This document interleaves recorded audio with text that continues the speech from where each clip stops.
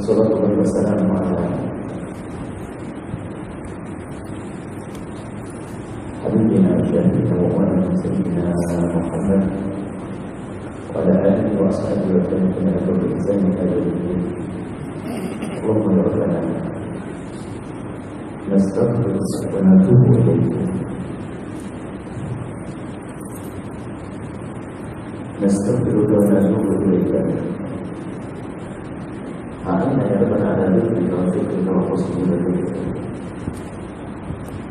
Warzuqna rabbana tawbata qabla al-maut wa syahadata 'inda al-maut wal jannata ba'da al-maut. Amma ba'du.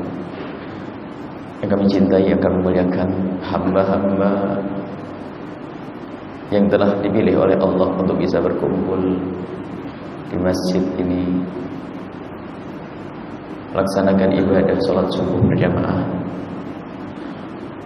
Semoga Allah Subhanahu wa taala seperti memilih kita di antara hamba-hamba yang lalai, benar-benar memilih kita kelak di surga bersama Nabi Muhammad sallallahu alaihi wasallam. Ada yang perlu kami sampaikan. Al-Imam Al-Haddad rahimahullah ta'ala dalam kitab Adab Sulukil Murid, tata krama bagi siapapun yang menuju kepada Allah, dan kita semuanya menuju Allah. Ibadah kita, sholat kita, puasa kita adalah dalam rangka, dalam irama untuk mendapatkan keridhaan dari Allah Subhanahu wa ta'ala. Akan tapi diingatkan oleh beliau bahwasanya wilayah pertama yang harus dijelajah, dilewati oleh seorang yang ingin mencari ridha Allah adalah wilayah taubat. Wilayah taubat. Alangkah banyaknya amal baik yang dilakukan oleh seseorang, akan tapi tanpa disadari dibarengi dengan dosa-dosa, sehingga dosa itu yang akan menghabiskan amal kebaikan tersebut. Dan taubat adalah ada martabat, ada tingkat-tingkatannya, sehingga Allah Subhanahu wa taala mencintai orang yang bertobat. Tidak berbicara tentang orang yang sujud, ahli taat dan sebagainya, akan tapi innallaha yuhibbut tawwabin. Allah mencintai orang yang bertobat. Siapa yang tidak berdosa dari kita semuanya, dan Maha Kasih Allah tahu hambanya adalah banyak berdosa, akan tapi Allah membuka pintu tobat seluas-luasnya. Bahkan setiap malam Allah menyeru, hal min mustaghfirin fa'aghfirlah. Mana yang punya dosa lalu memohon ampun, niscaya akan aku beri pengampunan kepadanya, dan seterusnya. Artinya memasuki wilayah tobat ini wajib, karena semua dari kita pernah melakukan kesalahan, dan begitu mudahnya dengan Allah. Sebab kalau sudah orang bertobat, at-taibu minadz dzambi kaman la dzambalah. Orang yang bertobat dari dosa itu seperti orang yang tidak pernah berdosa. Akan tapi ada syarat tobat yang harus dirasakan oleh seorang hamba, yaitu menyesali dosa-dosanya. Dan tidak mungkin seseorang menyesali dosanya kecuali dia itu menyadari dosanya. Dan tidak akan sadar akan dosa kecuali orang itu sering bertafakkur, merenung, memikir tentang perilakunya. Siang hari apa yang aku lihat di pinggir jalan di sana, siang hari apa yang aku ucapkan, atau termasuk dosa-dosa masa lalu. Dan ketahuilah, tidak ada dosa besar bagi seorang yang bertobat kepada Allah Subhanahu wa taala. Tidak ada dosa besar kalau orang itu bertobat. At-taibu minadz dzambi kaman la dzambalah. Orang yang bertobat dari dosa seperti orang yang tidak pernah berdosa. Dan harus kita masuk wilayah tobat ini. Jangan sombong dengan perilaku kita yang berbanyak dosa itu. Ketahuilah bahwasanya di alam barzah mengerikan, di padang mahsyar mengerikan, siratal mustaqim mengerikan, neraka jahanam mengerikan. Kapan lagi kalau kita tidak bertobat, tidak hari ini bertobat kita? Menunggu kapan? Nunggu kalau sudah nyawa di tenggorokan. Innallaha la yaqbalu taubatal 'abdi ma lam innallaha yaqbalu taubatal 'abdi ma lam yugharrir. Allah akan senantiasa menerima taubat hambanya selagi belum nyawanya sampai tenggorokan. Kalau sudah nyawa di tenggorokan, tidak akan diterima oleh Allah Subhanahu wa taala. Atau nanti di saat matahari sudah terbit dari barat, tidak akan lagi diterima taubat itu. Akan tapi ketahuilah, sebesar apapun dosa kita, kalau kita menghadap kepada Allah dengan ketulusan, dengan keseriusan, maka Allah akan mengampuni dosa kita. Dan jika dosa diampuni oleh Allah saat kita berada di dunia, maka tidak akan kita temui lagi di alam barzah. Maka itu kenapa harus kita tunda untuk bertobat? Saat inilah waktunya dan bukan esok hari, karena esok hari belum tentu untuk kita, karena tidak tahu malaikat Israel kapan menjemput kita. Sehingga Sehingga ayo kita bersegera untuk menyesali dosa kita, menyesali dosa kita sampai dibaringin dengan tetesan air mata. Karena lalu di saat sendiri kita merenungi, menyebut dosa kita di hadapan Allah, dibaringin dengan tetesan air mata. Sungguh pernah disabdakan oleh Nabi Muhammad SAW, kullu 'ainin bakat yaumal qiyamati, semua mata ini bakal menangis nanti di hari akhir, illa 'ainun bakat min khasyatillah, kecuali hamba yang pernah menangis karena takut kepada Allah Subhanahu wa taala, takut hukuman Allah, takut siksaan Allah, takut neraka, takut murka Allah. Dan ini harus kita hidupkan. Dan ini yang menjadikan seorang hamba dalam beribadah itu akan menjadi semakin khusyuk, dan langkah kita akan terjaga, menyesali dosa. Dan kita harus bisa mempunyai waktu khusus untuk kita merenungi dosa-dosa kita, apakah itu di tengah malam. Dan sebaiknya memang setiap saat kita berjalan, kita merenungi dosa-dosa kita, merenungi kesalahan kita. Jangan sampai kita dikagetkan oleh malaikat Israel, ternyata dosa kita belum diampuni oleh Allah Subhanahu wa taala. Dosa ini ada dua. Yang pertama adalah dengan Allah, yang kedua adalah dengan manusia. Kalau dosa kepada Allah lebih mudah. Yang repot adalah dosa dengan manusia. Maksudnya bukan kita mengentengkan dosa kepada Allah, tidak. Caranya bertobat lebih mudah. Cukup kita menghadirkan penyesalan di hati kita, penyesalan yang sesungguhnya. Dan kita harus paham makna menyesali. Makna menyesal kita harus mengerti. Makna menyesal itu seperti apa sih? Apakah cukup mengatakan aku tobat, atau astagfirullah, seperti kata Rabbi Ahadawiyah, alangkah banyaknya istighfar kita itu yang perlu diistighfari karena memohon ampun kepada Allah tapi tidak menyadari dosanya. Bahkan mungkin seperti mengejek Allah Subhanahu wa taala. Hadirkan dan tidak usah ragu di hadapan Allah. Allah Maha luas dengan pengampunannya. Adukan semuanya dosa-dosamu. Kalau dosa kepada Allah, hendaknya kita adukan kepada Allah, bukan diadukan kepada bangsa manusia. Manusia tidak bisa memaafkan. Bahkan manusia adalah yang bisa saja menjadi menggunjing, merendahkan, mengumpat kita. Maka dosa kepada Allah hendaknya hanya kita adukan kepada Allah. Ada perzinaan, ada minuman keras. Seorang yang ingin bertobat harus ada pembimbingnya. Kalau tidak ada pembimbingnya bisa salah jalan. Ada orang mungkin pernah meninggalkan sholat pada masa lalu mereka, pernah terpeleset dalam zina, pernah meminum minuman keras, pernah berjudi. Itu dosa-dosa kepada Allah. Kalau dosa kepada Allah, cara yang pertama adalah menyesal. Setelah menyesal adalah tutup mulutmu. Jangan bercerita kepada siapapun dari bangsa manusia, karena manusia tidak bisa memaafkannya. Seperti halnya dosa-dosa saat ini, bagaimana kita membimbing orang yang terjerumus, bagaimana seperti perzinaan. Banyak hamba yang saat ini terpeleset dalam zina atau mukaddimah zina atau minuman keras. Bagaimana membawa mereka kepada kemuliaan, ajari mereka untuk menutup aib mereka. Siapapun yang pernah terpeleset dalam zina contohnya, dan ini mungkin ilmu harus kita sebarkan, Mbak, karena saat ini tersebar perzinahan. Yang ingin bertobat dari zina, hendaknya kau tutup. Jangan bercerita kepada siapapun dari bangsa manusia, karena manusia tidak bisa memaafkan urusan ini. Karena ini bukan urusanmu dengan manusia, tapi urusanmu dengan Allah. Dan ilmu ini, kita harus memiliki ilmu ini, karena mungkin kita bertemu di sana ada orang mengadu kepada kita, bercerita kepada kita tentang masa lalunya. Aku pernah terpeleset dalam zina, bagaimana tobatku? Tobatmu yang pertama adalah caranya tutup mulutmu. Jangan bercerita kepada siapapun dari bangsa manusia. Apakah aku harus dicambuk? Oh tidak. Tapi kalau engkau sudah mengadu ke mahkamah, ke kerajaan atau ke negara, ke hakim, ia akan dicambuk. Akan tapi dosa seperti itu hendaknya ditutup. Ada orang ngadu kepada Rasulullah, ma'iz ya Rasulullah, halaktu wa qad zanaitu fatahhirni ya Rasulullah, aku pernah kepleset dalam zina ya Allah, maka bersihkan, sucikan aku ya Rasulullah. Jawab Rasulullah, la'allaka lamasta, barangkali kamu cuma berpegang-pegang saja. Tidak ya Rasulullah, laqad zanaitu, aku telah melakukan ya Rasulullah. Dijawab Rasulullah, la'allaka qabbalta, mungkin engkau hanya menciumnya saja, mencium saja. La, tidak ya Rasulullah, laqad zanaitu, aku telah melakukan zina ya Rasulullah. Dijawab Rasulullah, la'allaka faqatta, barangkali hanya di antara paha saja, tidak sampai masuk. Tidak ya Rasulullah, aku melakukannya ya Allah, ya Rasulullah, sampai 4 kali. Kata Rasulullah, afi akli syai', apakah di akalnya ada sesuatu? Dia sehat atau tidak sehat akalnya? Dijawab oleh sahabat Nabi, sehat ya Rasulullah, bukan orang gila, bukan orang sakit ya Rasulullah. Maka setelah itu Rasulullah menegakkan hukuman untuk Ma'iz, untuk orang tersebut. Artinya apa?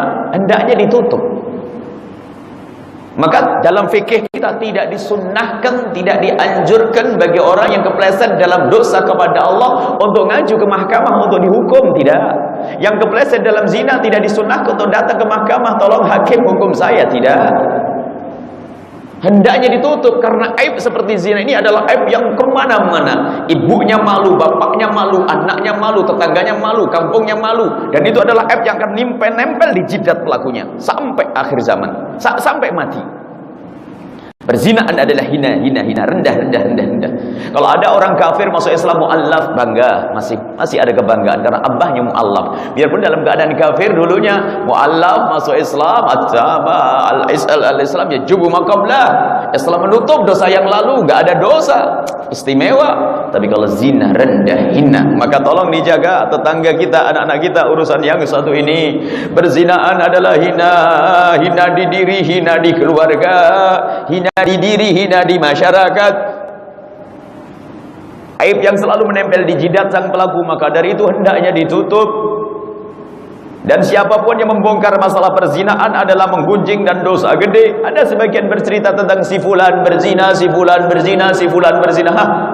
Kalau kita melihat orang berzina atau ada orang bercerita kepada kita kalau dia berzina, maka apa jawaban kita pertama untuk dia? Katakan bahasanya, wahai saudaraku, tutup mulutmu, jangan bercerita kepada siapapun, karena engkau telanjur bercerita kepadaku, cukup aku yang tahu, tapi setelah itu kau tidak boleh cerita kepada siapapun. Bahkan seorang ustadz yang mendapatkan cerita dari jamaahnya tentang hal-hal yang demikian, atau mendapatkan cerita dari pelaku-pelaku dosa tersebut, ustadz itu pun tidak boleh bercerita kepada siapapun, termasuk istrinya, anaknya. Sebab kalau saya cerita kepada istri saya menggunjing orang tersebut. Ini adalah ilmu yang harus disebarkan untuk menutup aib. Sebab kalau sudah perzinaan itu tersebar di kampung akan menular. Apalagi jika pelakunya orang terpandang, orang yang punya pangkat, anaknya orang-orang alim atau apapun, kepleset dalam dosa zina, maka akan menular. Orang yang di bawahnya akan berkata, itu orang baik saja punya anak berzina. Bahkan anaknya pun tidak boleh tahu. Sebab anak kalau tahu ibunya berzina, anak akan mudah masuk bab zina. Karena apa? Ibuku berzina, ibuku saja berzina. Kalaupun saya berzina, ibu saya tidak bakal marah kepada saya, nggak berani marahi kepada saya. Sebab kalau ibu saya marah kepada saya, berarti dia akan mengungkap aibnya sendiri. Lihat, begitu mudahnya terjerumus dalam zina. Ini contoh. Jadi kalau orang bertobat dari dosa-dosa kepada Allah, hendaknya ditutup sudah. Berperanlah sebagai seorang yang solehah, seperti tidak pernah punya dosa, selesai. Tidak pernah bercerita. Yang dulu pernah sering minuman keras, nggak usah bercerita. Kalau dulu saya sih sehari 4 botol, biasa. Ngapain cerita begitu? Kalau engkau tobat menyesal, tidak usah cerita kepada siapapun. Berperanlah sebagai seorang yang bersih, tidak punya dosa. Karena di depan manusia, yang harus kau jaga adalah dirimu sendiri dan keluargamu. Khususnya berzinaan itu. Kalau sudah orang bangga dengan zina, lihat, kullu ummati mu'afa, umatku itu akan aman-aman saja.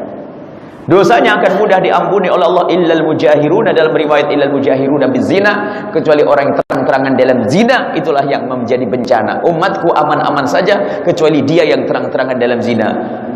Bagaimana terang-terangan dalam zina? Apakah ada orang zina di halaman masjid atau di tengah pasar atau di perempatan jalan?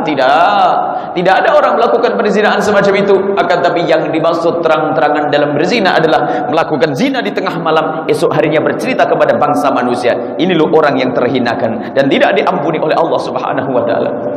Bahkan mungkin ada musibah, naudzubillah. Semoga Allah menjaga anak keturunan kita dari zina. Ada musibah, mungkin ada orang hamil di luar nikah. Apa yang kita lakukan di saat menemukan anak gadis yang macam ini? Kita tutup aibnya. Jangan sampai tetangganya tahu, jangan sampai anaknya pun tahu kalau ibunya dari zina. Ini kerjaan besar. Dan para ulama harus berperan dalam hal yang semacam ini. Atau orang-orang terpandang, orang-orang kaya, menutup bagaimana agar masyarakat tidak tercemar, agar masyarakat tidak merendahkan dia, agar masyarakat tetap aman. Sebab kalau sudah perzinaan ada di satu kampung, maka yang lain akan nular. Jadi kalau misalnya ada satu orang hamil luar nikah sekalipun, ayo bagaimana kita? Apakah kita hijrahkan ke tempat yang lain atau kita bagaimana? Yang penting harus ditutup, jangan sampai ada yang tahu. Sampai dia kelahiran, ada pun anak nanti Allah diurus bareng-bareng semua. Akan tapi kalau sampai ini perzinaan disebar, apa yang terjadi di masyarakat? dia sendiri menjadi berat tobat. Karena orang di kiri kanannya sudah mengetahui kalau dia berzina, sehingga bisa saja dia putus asa. Orang di kiri kananku, tetanggaku sudah pada tahu kalau aku berzina, kenapa aku tahan-tahan? Biarin deh, karuan sudah, terlanjur. Akan tapi lihat pendidikan yang harus kita hadirkan adalah menutup aib. Menutup aib. Ketahuilah, menggunjing orang berzina dosanya mengumpat orang berzina, menceritakan orang berzina seperti pelaku berzina itu sendiri. Karena menggunjing dosa besar, dan alangkah banyaknya seorang hamba mendengar cerita perzinaan dari tetangganya disebar ke sana kemari, alangkah banyak dosamu. Dan ketahuilah, itulah orang yang muflis, yang bangkrut, menceritakan tentang dosa-dosa orang lain. Dan kita menggunjing orang, artinya kita menghabiskan pahala kita dan mengurangi dosa orang tersebut. Kalau mengurangi dosa orang lain mak bagus, akan tapi kalau kita mengeluarkan amal kita dan menimbun dosa adalah musibah. Ini diantaranya pendidikan yang harus kita hadirkan. Jangan berbangga dengan dosa, jangan sampai masyarakat kita berbangga dengan dosa. Ini cara tobat kepada Allah. Yang pertama adalah menyesal, yang kedua adalah meninggalkan pekerjaan, yang tiga berjanji tidak mengulangi. Akan tapi khusus hal-hal yang semacam ini jangan diceritakan kepada bangsa manusia. Ada orang sudah tidak malah lagi berzina, melakukan berzina. Aku kemarin berzina dengan si A, si B, si C. Oh, rendah, hina, busuk. Bahkan ada di antaranya adalah seorang wanita. Ini pendidikan yang harus dihadirkan. Ada wanita mungkin kepleset dalam berzinahan. Kepleset dalam berzinahan, apakah dia diperkosa atau apapun bentuknya, tiba-tiba dia berzina. Kemudian setelah itu berjalan waktu dia ingin menikah. Karena kebodohan wanita tersebut, ya. Karena takut ketahuan kalau dia adalah sudah pernah berzina, atau bahasa lain sudah tidak perawan lagi misalnya. Sehingga dia berterus terang. Karena takut ketahuan, berterus terang, maka keterus terangannya itu adalah puncak kebodohan. Karena dosa kepada Allah tidak perlu disebutkan kepada siapapun. Berperanlah sebagai wanita yang solehah, seolah-olah tidak kenal itu semuanya. Cuma musibah kebodohan. Ini pernah terjadi suatu ketika di Indonesia sana. Ada seorang laki-laki dengan perempuan menikah, dan suasana indah selama 6 bulan. Seorang laki-laki yang sangat baik, membahagiakan seorang istri, menyanjung istri, mencukupi kebutuhan istri, menyayangi sang istri, dan sang istri pun demikian mencintai seorang suami tersebut, mencintai sang suami. Cuman tiba-tiba sang istri menangis di pangkuan sang suami lalu berkata, "Abang, sungguh abang saya itu tidak layak untuk abang." Loh, kenapa? Abang terlalu baik. Biasa ada wanita yang merasa dibaiki oleh suaminya, tersanjung, lalu merasa dirinya rendah, lemah, merasa tidak pantas, lalu berkata, "Abang tidak pantas untuk saya." Ya, kenapa? "Abang terlalu baik, saya jelek, Bang." Enggak, kamu baik, kamu soleha. Kamu baik, kamu soleha. Kamu mengabdi baik. Tidak, abang terlalu baik buat saya malu, Bang. Saya terus kepikiran kemana? Kenapa?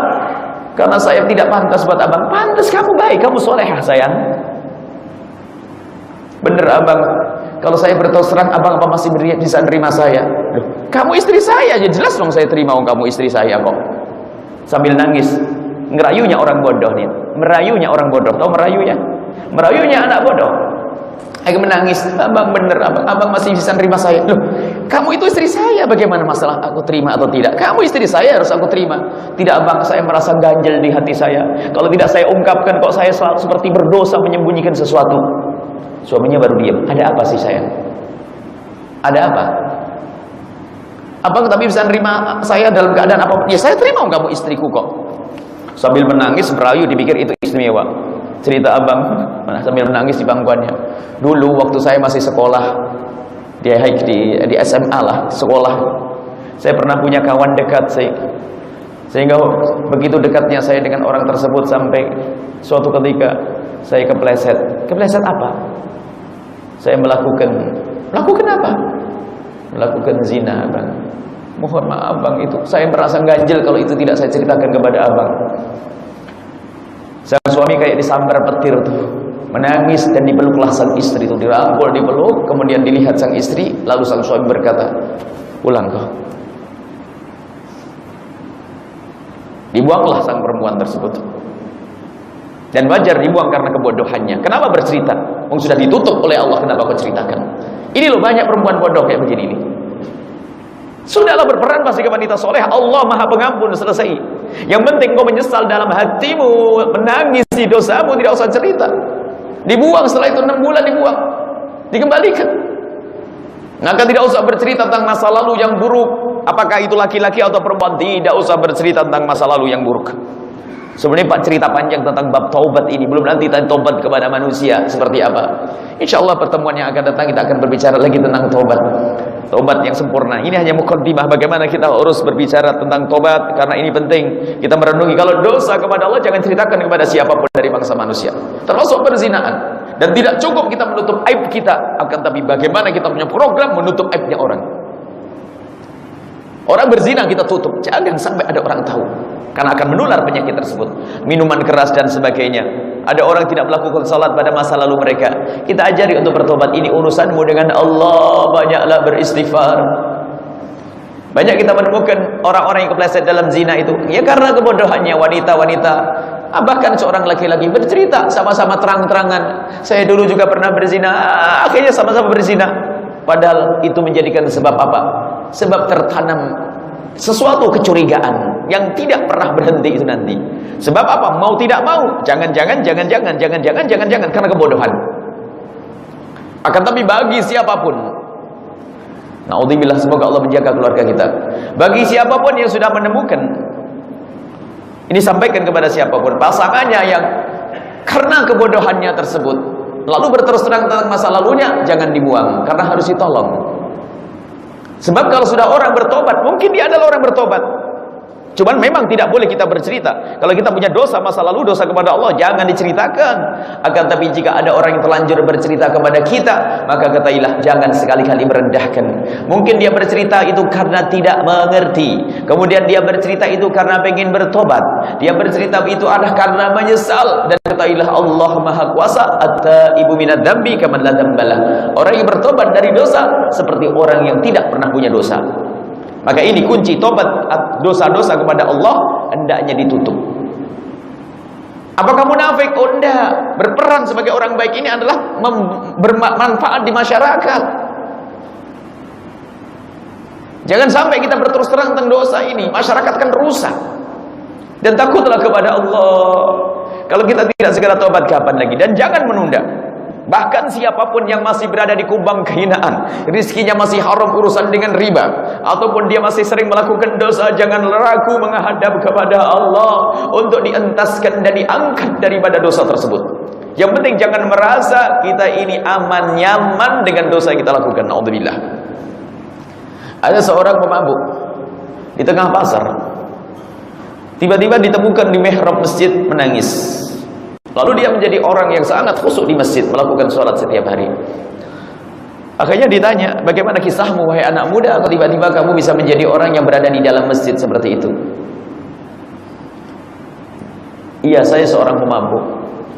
Cuman saya pernah mendengar ceramah dari masjid itu yang isinya adalah, sebesar apapun dosa yang kau lakukan, atau bahkan jika engkau masih berada di kubang keharaman dan kehinaan, jangan ragu mengadu kepada Allah. Ya Allah, entaskan saya, angkat saya dari kehinaan itu. Maka ketahuilah Allah akan mengangkatmu suatu ketika nanti. Maka aku masih sering mabuk saat itu, akan tapi di saat mabuk, setelah mabuk, sebelum mabuk aku menyesal. Tapi kadang karena pergaulan kawanku, aku tidak bisa menghindar, lalu aku harus minum minuman keras lagi. Tapi aku selalu mohon kepada Allah, ya Allah, entaskan aku dari kehinaan ini. Ya Allah, entaskan aku dari kehinaan ini, angkat aku dari kehinaan ini. Dan Allah kabul. Setelah 2 tahun setelah itu aku tiba-tiba tidak senang dengan minuman keras, dan tiba-tiba kawanku pada pergi, sehingga aku pergi ke masjid, dan sekarang aku menjadi penghuni masjid.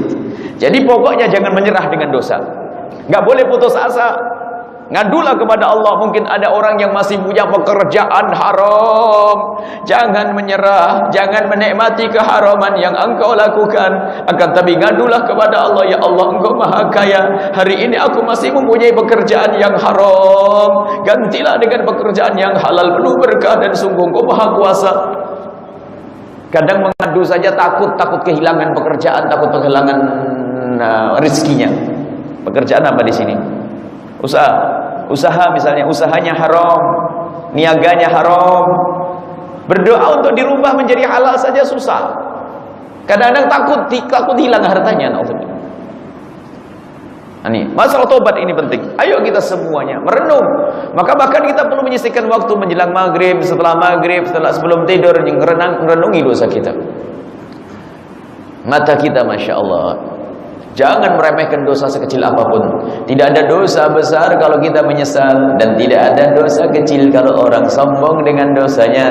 Jangan suka mengentengkan dosa kecil. Aurat yang kau lihat, aurat yang engkau lihat adalah ada hitungannya di hadapan Allah. Bisa menjadi sebab matamu itu masuk neraka jahanam. Apa yang kau ucapkan selama sehari ini, jangan sampai kau mengumpat seseorang, merendahkan seseorang dengan lidahmu. Dan apa yang kau dengar hari ini, kalau ternyata kita belum bisa menjaga lidah dan telinga kita, lalu kita mendengar apa saja dari kehalal atau haram, maka ketahuilah kehalalan bisa saja tidak diterima oleh Allah, tapi kalau haram langsung masuk rekening neraka, masuk catatan neraka jahanam. Maka taubat ini harus selalu diulang-ulang, kesadaran akan taubat. At-taibu minadz dzambi kama dzambalah. Orang yang bertobat dari dosa seperti orang yang tidak pernah punya dosa. Di sisi lain, jika Anda menemukan orang yang berdosa kemudian bertobat, awas jangan prasangka buruk kepada mereka. Di saat kisah sahabat Nabi yang melakukan zina kemudian mengaku, Nabi berusaha untuk menghindarkan. Barangkali kamu cukup menciumnya, barangkali kamu hanya menciumnya. Tidak ya Rasulullah, aku melakukannya. Jadi oleh Rasul itu dijauhkan. Kalau ada orang ngaku zina, benar nih, barangkali cuma begini, enggak, saya melakukan zina ya Rasulullah, barangkali cuma begini, tidak. Jadi oleh Rasul itu suruh menarik aslinya. Sehingga di dalam bab fikih, kalau ada orang terlanjur mengaku zina ke mahkamah, maka sunnah untuk ditarik kembali. Sunnah ditarik kembali. Karena apa? Ini ada sangkut pautnya dengan nama dirinya dan nama masyarakatnya. Cukuplah dia bertobat, menangis kepada Allah Subhanahu wa taala. Bukan harus dicambuk, bukan. Akan tapi bagi siapapun yang sudah dihukum di dunia, tidak akan dihukum oleh Allah di akhirat. Sehingga sahabat Nabi tersebut yang melakukan zina oleh Nabi dirajam, kemudian meninggal dunia. Ada sahabat Nabi yang memandang becek, mati dirajam dengan zina, merendahkan. Nabi marah, kalau seandainya tobatnya orang ini ditimbang dengan amalnya ahli Madinah, niscaya lebih berat pahalanya tobatnya orang ini. Maka jangan kau rendahkan orang bertobat. Dia bisa lebih bagus dari dirimu. Awas, biarpun dia punya masa lalu seperti apapun, ketahuilah bisa saja Allah sudah mengampuninya. Orang itu bertobat. Kadang-kadang kita memanjang orang itu terus dengan masa lalunya. Maka termasuk barangkali ada seorang suami punya istri punya masa lalu tidak baik, awas, tutup. Jangan dibahas itu semuanya. Allah tidak senang kalau ada orang membahas masa lalu. Sama seorang laki-laki mungkin punya masa lalu kotor, awas wahai para istri, jangan dibahas itu masa lalu. Dan hari ini bisa saja lebih bagus daripada dirimu. Kadang orang senang dengan bahas masa lalu, terus masa lalu dibahas. Orang lain tidak boleh membahas masa lalu orang lain, dan dirinya tidak boleh membahas masa lalunya kecuali membahas kepada Allah Subhanahu wa taala. Anda tidak perlu bercerita tentang masa lalu keharaman, tidak perlu bercerita kepada manusia. Anda boleh bercerita hanya kepada Allah. Ya Allah, aku punya masa lalu seperti itu. Dan kemudian tanyakan kepada dirimu sendiri, selama ini berapa kali Anda menangis karena dosa? Tanyakan dirimu sendiri. Jangan sampai kita tertipu dengan ibadah akan tapi ternyata ada dosa yang belum diampuni oleh Allah. Karena penyesalan ini penting. Penyesalan ini adalah menghapus dosa masa lalu dan sekaligus membentengi kita dari melakukan dosa yang akan datang. Yang tidak pernah menyesal, dia akan mudah terjerumus dalam dosa-dosa yang banyak. Ayo kita lihat sekarang. Kita berapa kali kita menitikkan air mata. Menangis bukan di depan orang, bukan. Menangis depan orang bisa ketularan. Ada orang nangis, ikut-ikut nangis, bukan itu. Akan tapi menangis di kamarmu sendiri, di saat engkau melihat, di saat Anda melihat kesalahan Anda. Bisakah Anda menitikkan air mata saat itu?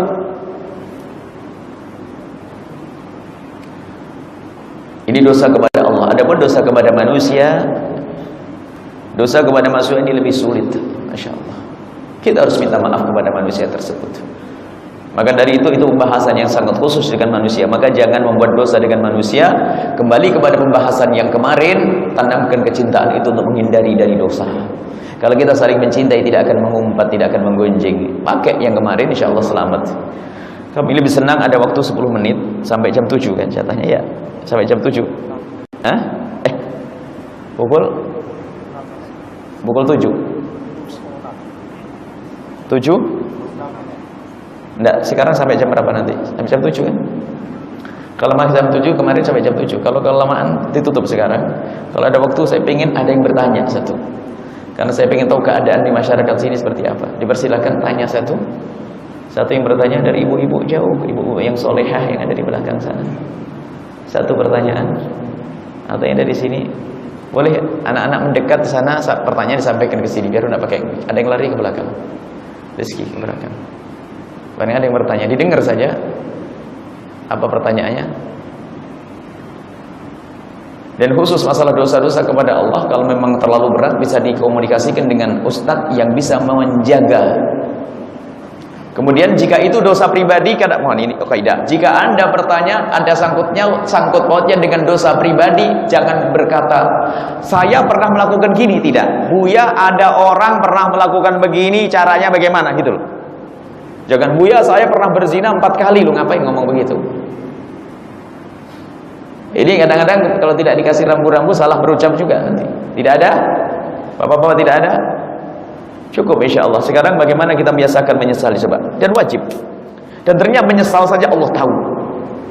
Menyesal saja Allah sudah tahu. Jangan menunda penyesalan kita. Kalau kita menunda penyesalan, na'udzubillah, akan dapatkan hukuman dari Allah Subhanahu wa taala nanti akhir. Neraka mengerikan. Khususnya dosa seperti zina ini Allah. Sebab zina ada di mana-mana. Tidak di negeri Indonesia, Malaysia, tidak di mana-mana. Negeri Arab juga begitu perzinahan. Kenapa? Urusannya dengan syahwat. Ada apa dengan syahwat? Urusannya dengan media-media saat ini, teknologi, internet segala macam. Ada orang melihat gambar-gambar yang tidak kebusukan, kehinaan. Maka di sisi lain, maka urusan perzinahan ini tanggulangilah perzinahan dengan mempermudah urusan pernikahan. Hei para orang tua, anak-anakmu jaga, mudahkan pernikahan anak-anakmu. Jangan hanya untuk mendapatkan gelar sarjananya, untuk menyelesaikan sekolah di universitas, tapi ternyata dia mendapatkan gelar di universitas, ternyata gelarnya plus pezina. Jangan mudahkan pernikahan. Zamannya zaman rusak, bukan seperti zaman dulu. Zaman dulu, zaman kita mah aman. Televisi pun tidak banyak yang punya. Lihat, zaman dulu zaman aman. Internet belum ada. HP pun jarang. Tapi sekarang bagaimana? Zaman-zaman rusak. Maka jangan sampai memperlambat pernikahan anak-anak kita agar mereka aman. Perzinaan adalah hina. Perzinaan adalah hina di dunia dan hina di akhirat. Dan kita harus menyelesaikan problem perzinahan. Nangis kita, pusing nih zaman sekarang menyelesaikan problem perzinahan. Sesaat tiba-tiba orang hamil bernikah. Sampai kami ceritakan ada anak-anak umur 11 tahun ternyata positif hamil. Ada, Masya Allah. Kalau tidak kita bentengi anak-anak kita, maka akan terjerumus. Maka sering kita duduk dengan anak-anak kita, seperti yang kami janjikan kemarin. Kita harus membuat kursus bagaimana di saat anak-anak mulai mengenal cinta. Ini harus dididik yang benar. Insya Allah nanti ada kesempatan yang berbeda untuk bisa menyampaikan halnya tersebut. Mari kita doa bersama. Bismillahirrahmanirrahim. Alhamdulillahirabbil alamin. Allahumma shalli ala sayyidina Muhammad wa ala ali sayyidina Muhammad. Allahumma ya rabbana ya tawwab tub alaina, ya tawwab tub alaina, ya Allah ampuni kami, ampuni dosa kami ya Allah. Ya Allah yang maha tahu tentang dosa kami ya Allah. Dosa kami sangat banyak ya Allah. Kami sungguh tidak mampu dan tidak bisa menghitung dosa-dosa kami ya Allah. Kami tidak mampu menghitung dosa kami ya Allah. Teramat banyak dosa kami ya Allah. Kan tapi Engkau maha pengampun, maka ampuni dosa kami ya Allah. Jangan Kau sisakan, jangan Kau tinggal sedikit pun dari dosa-dosa kami ya Allah. Kami mohon ya Allah. Dosa mata kami, dosa telinga kami, dosa lidah kami, dosa anggota tubuh kami yang Engkau maha tahu ya Allah. Ya Allah, jika Engkau tidak mengampuni kami saat di dunia, maka kami takut akan Kau tagih saat kami di alam barzakh. Kami takut di alam barzakh, kami takut di padang mahsyar, kami takut neraka-Mu ya Allah. Dan sungguh kami mohon ampun kepadamu, karena kami pun jarang menyesali dosa-dosa kami ya Allah. Kami sombong dengan dosa-dosa kami ya Allah. Kami seolah-olah kuat tahan di neraka-Mu ya Allah. Kami jarang menitikkan air mata karena dosa-dosa itu ya Allah. Kami jarang menyesali dosa-dosa kami, jarang merenungi dosa-dosa kami. Padahal setiap saat kami melakukan dosa, bahkan kami seolah-olah seperti orang yang tidak pernah punya dosa. Ya Allah, ampuni ya Allah kelalaian kami ya Allah. Setiap saat kami melakukan kesalahan ya Allah, maka kami mohon ampuni kami, ampuni kami, ampuni kami ya Allah. Ampuni orang tua kami dan guru-guru kami ya Allah. Ampuni anak-anak dan para santri-santri kami ya Allah. Ampuni dosa kami, jangan kau sisakan sedikit pun dari dosa-dosa itu ya Allah. Ya Allah, pandanglah kami dengan pengampunanmu, pandanglah kami dengan kasih sayangmu ya Allah. Ya Allah, jauhkan kami dari sebab kehinaan, jauhkan kami dari minum-minuman keras, jauhkan kami ya Allah dari berjudi, dan jauhkan kami dari riba ya Allah. Dan kami mohon, jika ada di antara yang hadir di sini ada hamba-Mu yang masih berurusan dengan riba, sungguh mereka telah Kau bawa ke masjid ini, dan mereka yang telah Kau perdengarkan kepada kalimat-kalimat ini. Maka ya Allah, tolonglah mereka jauhkan dari riba dengan kasih sayang-Mu ya Allah. Dan jika ada di antara yang hadir di sini ada hamba-hamba-Mu yang masih mempunyai usaha yang haram, niaga yang haram, penghasilan yang haram, kami mohon ya Allah, gantilah dengan yang halal, yang lebih bersih dan penuh berkah. Jangan biarkan mereka menikmati keharaman tersebut. Berikan di dalam hatinya penyesalan, dan mudahkan mereka untuk hijrah, meninggalkan keharaman menuju yang halal penuh berkah ya Allah. Jangan biarkan terus larut dalam kehinaan itu ya Allah. Ya Allah, siapapun yang saat ini ada di sini yang bersering melakukan dosa, hentikan dari dosa itu ya Allah, dan berikan pengampunan. Jauhkan kami ya Allah dari meninggalkan salat, jauhkan kami ya Allah dari minuman keras. Jika ada di antara kami ada hamba-Mu yang pernah terpleset dalam minuman keras, ampuni dia ya Allah, ampuni dosa masa lalu mereka. Dan mohon kami ya Allah, jauhkan kami dan anak keturunan kami, keluarga kami dari zina yang busuk, hina dan Kau hinakan ya Allah. Zina yang busuk, hina dan Kau hinakan ya Allah. Zina yang busuk, hina dan Kau hinakan itu ya Allah. Jauhkan tetangga kami dari zina ya Allah. Bahkan kami mohon ya Allah, jika ada di antara tetangga kami, masyarakat kami, atau ada di antara kami ini ada hamba-Mu yang pernah terpeleset dalam hina dan busuknya zina, maka kami mohon ya Allah, berikan kesadaran kepada mereka kalau itu hina dan busuk, dan ampuni mereka, dan tutup aib mereka, tutup aib mereka di dunia dan tutup aib mereka di akhirat, sehingga di dunia tetap mulia dan di akhirat tidak kehukum lagi ya Allah. Jangan biarkan mereka terus dalam kehinaan, jangan biarkan terus dalam kehinaan. Zina yang busuk, bencikan kami kepada zina ya Allah. Jauhkan kami dari zina dan mukaddimah zina ya Allah. Ya Allah, ya Allah, kami takut di alam barzah-Mu, kami takut di ada padang mahsyar-Mu, kami takut di neraka-Mu ya Allah. Neraka-Mu mengerikan. Ampuni dosa kami ya Allah, jangan sisakan sedikit pun ya Allah. Ampuni dosa kami ya Allah, jangan sisakan sedikit pun ya Allah. Kami takut, kami takut, kami takut ya Allah. Dan kami mohon ya Allah, kami mohon ya Allah, kami mohon ya Allah, jaga hati kami ya Allah. Jadikan kami hamba-hamba yang saling mencintai karena-Mu ya Allah. Ya Allah, jauhkan kami dari menggunjing mengumpat orang berzina, jauhkan kami dari mengumpat dan membicarakan orang berzina, jauhkan kami dari mengumpat dan membicarakan orang melakukan dosa ya Allah. Kami mohon ya Allah, tutup aib dan kekurangan serta dosa saudara-saudari kami dari mata kami ya Allah. Tutuplah aib, dosa dan kekurangan saudara-saudari kami dari mata kami ya Allah, dan tutup kekurangan dan dosa kami dari mata mereka ya Allah. Ya Allah, tutup aib dan kekurangan serta dosa orang-orang lain dari mata kami, agar kami tidak berprasangka buruk kepada mereka. Sungguh kami tidak ingin melihat kesalahan siapapun ya Allah. Kami ingin hamba-hamba-Mu ini terlihat baik di mata kami ya Allah. Ya Allah, tutup kesalahan mereka dari mata kami, dan tutup kesalahan kami dari mata mereka, dan buka kekurangan kami dan dosa kami di mata kami sendiri ya Allah, agar kami mudah untuk menyesal. Kami sering tidak sadar dengan dosa-dosa itu, maka kami mohon buka dosa kami di mata kami, agar kami bisa menyesali dan mengadu kepadamu ya Allah. Dan ampuni dosa kami ya Allah, ampuni dosa kami ya Allah. Ampuni dosa kami dan jadikan kami hamba-hamba yang saling mencintai karenamu ya Allah. Jadikan pertemuan ini adalah pertemuan keindahan ya Allah. Jauhkan dari kebencian dan permusuhan ya Allah. Kami ingin setiap melihat wajah sahabat-sahabat kami dengan penuh kerinduan ya Allah. Yang ada hanya tebaran senyum dan penuh kasih ya Allah. Jauhkan kami dari dengki kepada sesama kami. Jauhkan kami dari dendam dan benci kepada sesama kami ya Allah. Maka kami mohon ya Allah, jika ada orang berbuat salah kepada kami mohon. Jika ada orang berbuat zalim dan aniaya kepada kami mohon ya Allah, jangan kau hukum dia ya Allah. Jangan kau timpakan musibah kepada mereka. Jangan kau hukum mereka ya Allah. Jangan.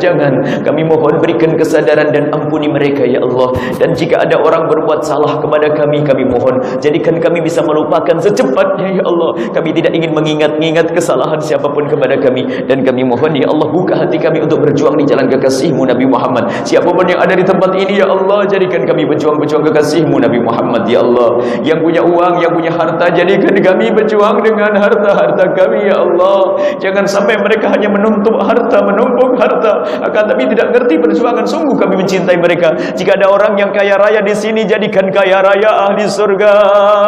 Jika ada orang yang menjadi pejabat pemerintah di sini, jadikan pejabat pemerintah, pejabat negara ahli surga. Jadikan semua yang mereka miliki untukmu dan untuk kekasihmu Nabi Muhammad. Yang tidak mampu, berikan kekuatan ya Allah agar bisa berjuang di jalan kekasihmu Nabi Muhammad ya Allah. Dan kami mohon berikan kepada semua yang berjuang di sini, apakah berjuang dengan harta mereka, atau berjuang dengan ilmu mereka, atau berjuang dengan tenaga mereka, atau berjuang dengan pikiran mereka, atau berjuang dengan panjatan doa di tengah malam, kami mohon berikan kepada mereka semua ketulusan dan keikhlasan ya Allah. Dan kami mohon kirimkan kepada kami pejuang-pejuangmu yang tulus dan ikhlas ahli surgamu. Dan kami mohon ya Allah, kirimkan kepada kami pejuang-pejuangmu yang tulus ahli surgamu, dan jadikan kami bersama mereka ya Allah. Kami mohon ya Allah, yang sempit rezeki lapangkan dengan rezeki yang halal penuh berkah.